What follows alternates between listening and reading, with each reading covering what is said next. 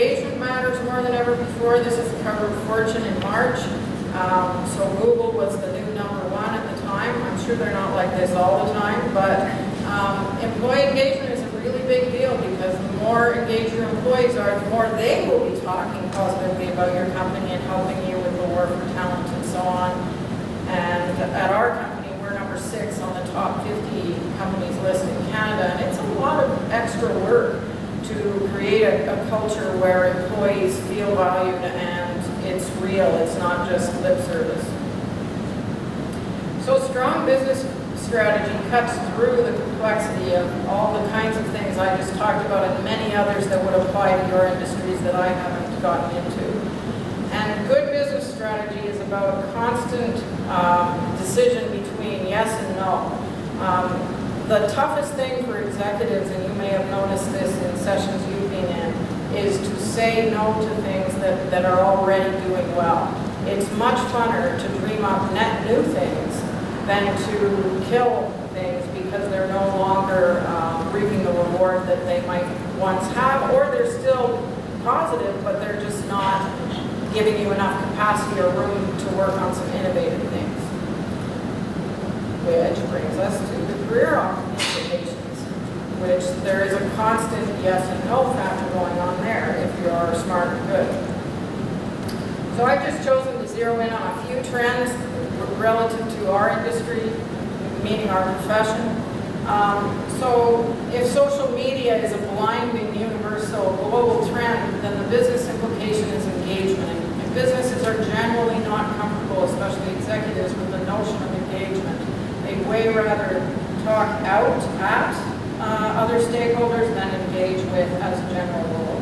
You may be fortunate enough to work with executives who are not like that, or be one yourself.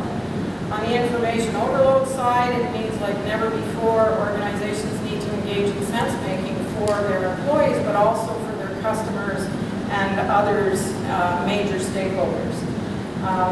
Consumer power means that reputation is even more golden than before. On the speed front, the business implication is much more proactivity and keeping the cost containment things going, but also proactively seeking net new either products or ways of delivering service and keeping that stickiness with customer loyalty. Because the youngins are doing more career hopscotch, the war for talent is also becoming more important. And last but not least, if you think about financial volatility, that obsession with shareholder return and operational efficiency, while at the very same time you're trying to do all these other new things, is a preoccupation. So if you use those trends as an example of the business implications, and of course there are many more business implications than the ones I zeroed in on, the social media realm represents major opportunities for those of us with business communication skills, but it also represents major risks for us, because if we're the one who's deciding what to say and how to weigh in, or whether not to weigh in, etc., we're the one who also, if we make a bad call, is pretty public within our organization and externally. On the information overload and sense-making front, communication expertise is the absolute foundation to sense-making. So we are in a wonderful spot with respect to the right kind of skills to help our organizations do that. On the consumer power and reputation front, many of us are very good at reputation management from a how do I burnish our reputation and make it glow, but fewer of us have reputation risk training. And so reputation risk for all financial institutions is now a required enterprise risk that boards are asking to report on. How many of us have actually had the training in reputation risk? So I would encourage you, no matter what your area, to get familiar with that.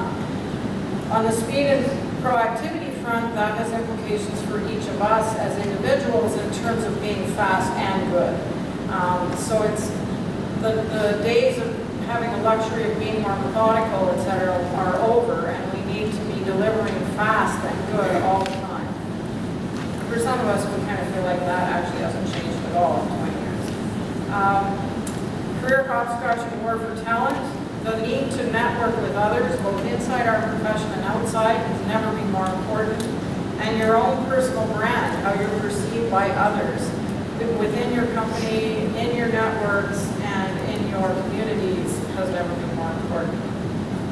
And I would say on the financial volatility and the implication for shareholder return and operational efficiency front, job cuts or downsizing or right-sizing isn't going to go away. So companies are going to continue to restructure, continue to put new resources where they need them and downsize other areas of the organization. So the implication for our careers is to have the freedom to lead. What does freedom to lead mean? Freedom to lead means you've got that network, you've got skills that are transferable, that are in demand, and you have the financial backing, which is not the same as independent wealth, that you could, if it became miserable at your job, or if you were downsized, that you could survive and not just